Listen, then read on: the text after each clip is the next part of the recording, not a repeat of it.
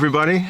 My name is Bryan McGee, and I'm from Los Angeles, California, and I'm a retired soldier with 27 years in the Army. I live in Grafenwöhr, and behind me is my 2017 Shelby GT350. It's a little bit customized. I've done a couple of things to it. I got the car back in May of 2017. Ordered it from the United States.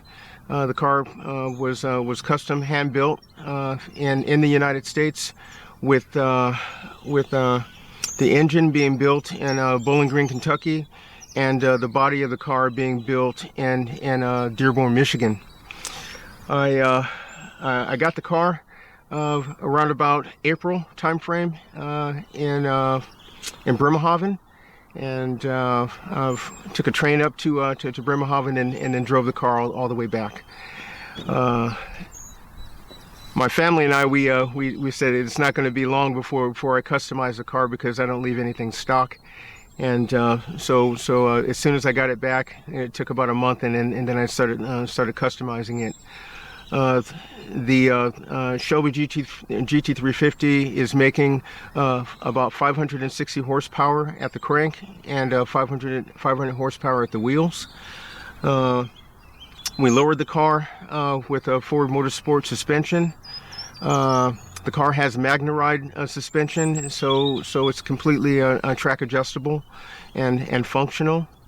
The wide body on the car is completely handmade, so it's one off. The Aero Package on the car comes with a front splitter, side skirts, and a functional diffuser.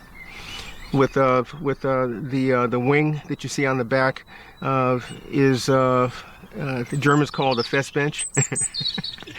but the wing is actually functional, and it's made by a company called APR Performance, and I got that one from Great Britain. The theme of the car is Le Mans. As you can see with the Le Mans 62. 62 is my birth year, so that's the reason why we did that.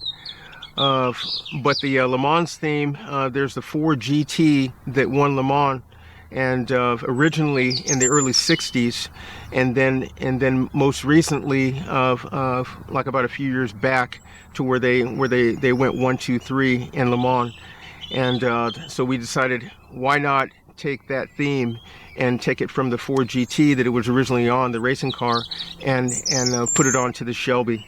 And it was an experiment, and we had a lot of fun putting the car together. X-Pro Designs did a lot of the work on the car, and also Simon Motorsports did a lot of the tuning. Alisky Tuning also did tuning on the car, and it's a blast to drive. I really enjoy driving it on German streets, because Germans are not used to seeing something quite like this on the streets. It's usually you see it on like Nürburgring. The good news is that it passed inspection last week, so I can relax for 2 years. but yeah, the people that I want to thank for the build, number one is God, because I mean He makes everything possible, and my very supportive wife, my Frau. She comes from Bayreuth. My Deutsch is slim, English is besser. And my 19-year-old son, who's currently going to school now in Hamburg, studying motorsport engineering at the university in Hamburg. And that's pretty much everything in a nutshell.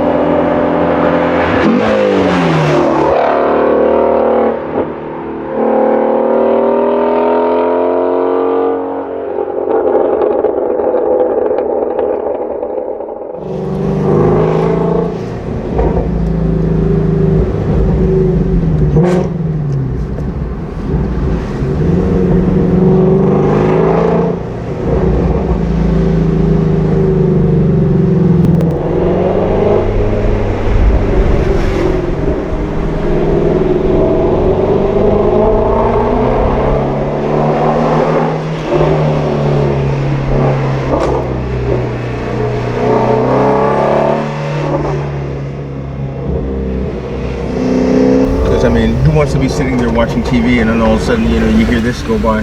So isn't that cool? I don't want to be that American, you know. I know. It gives Americans a bad name.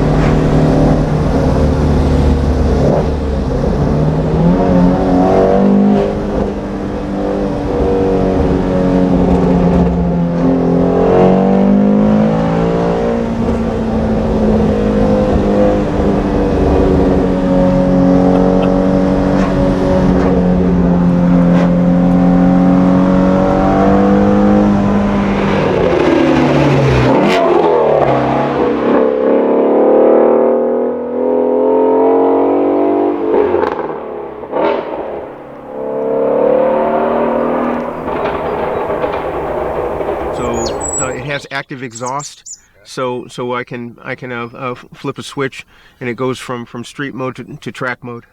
All of the settings on the car to put it into track mode is on board with the flip of a switch, and it'll go from street to sport and then to track. Traction control, you can turn that off. The Magnum Ride suspension is activated on board with the flip of a switch. Like I said before, active exhaust with butterflies, you know, that open up when you flip a switch. What else? It has line lock, so if you want to do burnouts and drag race the car, then what it does is it locks up your front brakes, but it releases the back brakes, so you don't burn your back brakes out when you're doing burnouts. I didn't put coilovers on the car because I didn't want to lose the track apps for the suspension, and plus I didn't want my dashboard lighting up like a Christmas tree and stuff, you know, with all with all the sensors and everything that are on the car. But the wheels on the car, which I didn't mention, the wheels are made by Simon Motorsports, and so they're handmade. They're two-piece, 20 by 13 in the rear, and 20 by 11.5 in the front. The tires are Michelin Sport Cup race compound tires, and they're 345 30s in the back, and 295 30s up front. So it's a lot of tire on the ground. Absolute blast to drive. So it's a lot of fun driving it on the curvy roads and stuff, you know, out there in the countryside. We've set the car up to take the Nürburgring, so that's going to happen this year. Future modifications are going to be, right now it has a roll cage made by Wickers, but the cage is going to be changed. It's a half cage right now. It's going to be changed to a full cage. We have endurance racing seats in the car, and we got the seat consoles from the United States, from California, for a place called Planted, and so the Planted seat brackets really give you a good feel when you sit in the car. The car feels like a racing car, and it runs like one, and I guess it kind of looks like one too. Okay, the engine modifications. This is what's known as the Voodoo Motor. It's a 5.2 liter V8.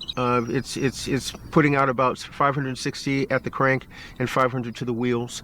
The difference with this motor and other V8 motors that come from Ford is that this one has a flat plane crank. With the flat plane crank, the red line on the engine is 82.5, so 8,250 RPMs is a red line for the car, which is really high for V8. Usually see flat plane crank engines in Ferraris, Lamborghinis, Pagani's, those types of cars. It's unique because the flat plane crank engine is not being built anymore. In fact, the GT350 is not being built anymore because Ford went back to the cross plane crank engine, supercharged, in the GT500. So when they came out with the GT500, then they discontinued the GT350. So the car is very, very special in that regard.